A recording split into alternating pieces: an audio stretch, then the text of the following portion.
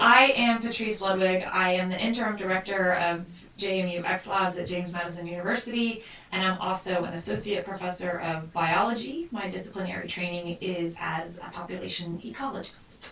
My name is Seán McCarthy. I'm the Associate Director of Engaged Learning at JMU X Labs, and I'm an Associate Professor in the School of Writing, Rhetoric and Technical Communication. And my disciplinary training is in digital literacies and community engagement.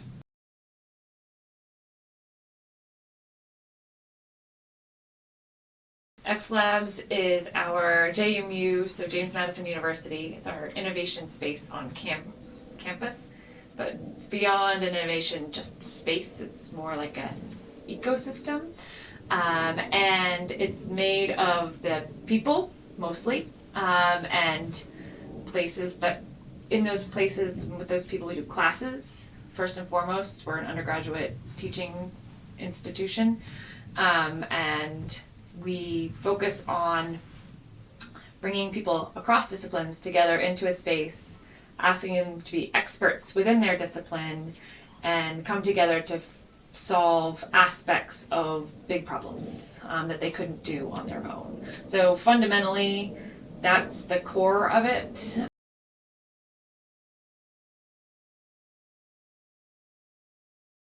The physical space started as what, if you walked in, you would say this is a maker space.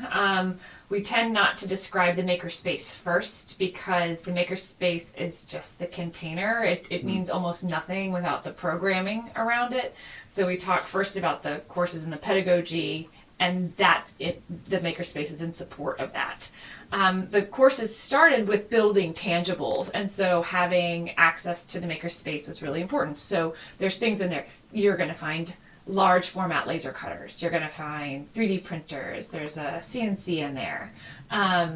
As we evolve, we're learning to partner better with the libraries who also have a makerspace, and so they have tabletop laser cutters. If they're small projects, students are going to the tabletops. If they're large format projects, they're coming to us. So we're in a good relationship there.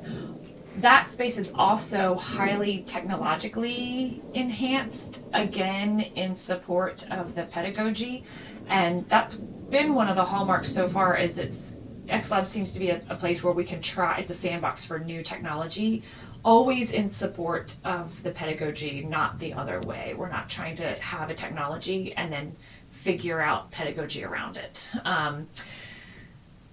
The lab became so popular that we were booking classes in there a lot. The lab also supports faculty research projects and student research projects.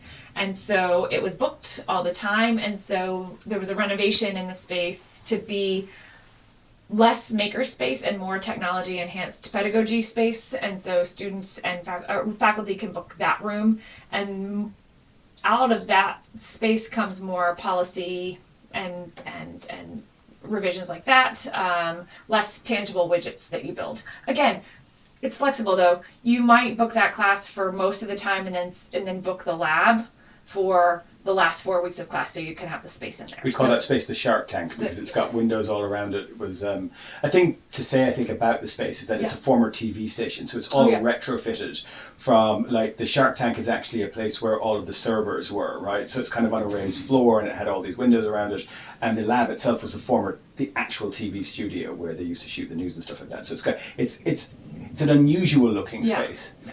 And there was also a third space, which was a kind of an arena, fixed classroom that recently tore out the fixed seating, and it's now an esports arena. Yeah. So we're running an esports class in there, but it can also be adapted for other kinds of classes. So there's basically 3 teaching spaces. Yeah.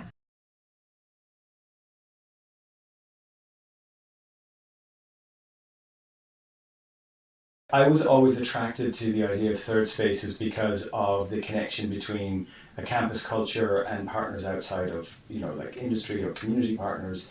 I was doing that work anyway in my own discipline, but the opportunity, what I think brings a lot of us to X Labs together, it's the opportunity to work with off-campus partners on really difficult problems that none of us alone can solve, right? So it is that collaborative energy, the opportunity to work with students and faculty and off-campus partners for an extended period of time, like over 3 or 4 months, working on a single issue or number of issues, depending on how many teams or what the teams are doing, but thinking about how together we can produce something that none of us could produce on our own. And that to me is the greatest thing about what transdisciplinarity at its core is about, and also the potential for higher learning to embrace collaborative formations and really kind of ambitious thinking to do work with real impact from within the undergraduate classroom, right?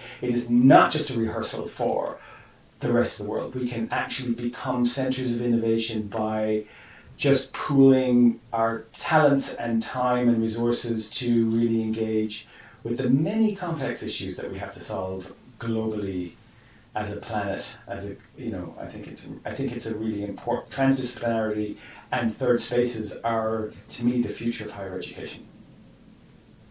I agree with the future of higher education in the sense that it is integral. It has to happen. I will fully admit that every time I say the word third space in my head, it always looks blank. I never conjure the exact definition because I think it seems so malleable. It seems just like this poof in my head, and so the words won't stay. But I feel a third space is the space where I personally benefit by being rejuvenated, by working with students who are teaching me all the time, by working with faculty who are teaching me new things, by working with industry partners, and the excitement and kind of the pain and the joy and all of the things that come with working together on something that feels really important. And so the problems that we're working on aren't trivial, and they're not ones that somebody plucked out of the air and just said, we're gonna work on world hunger, full stop. Right? Like, what part of that? Like, what about world hunger is unique in this group? And so when I think about a third space, I think about we're scanning everybody in here for our lived experience and our disciplinary experience and all those things, and we're putting that all together to say, what is this group uniquely going to contribute to addressing this global problem or this global issue?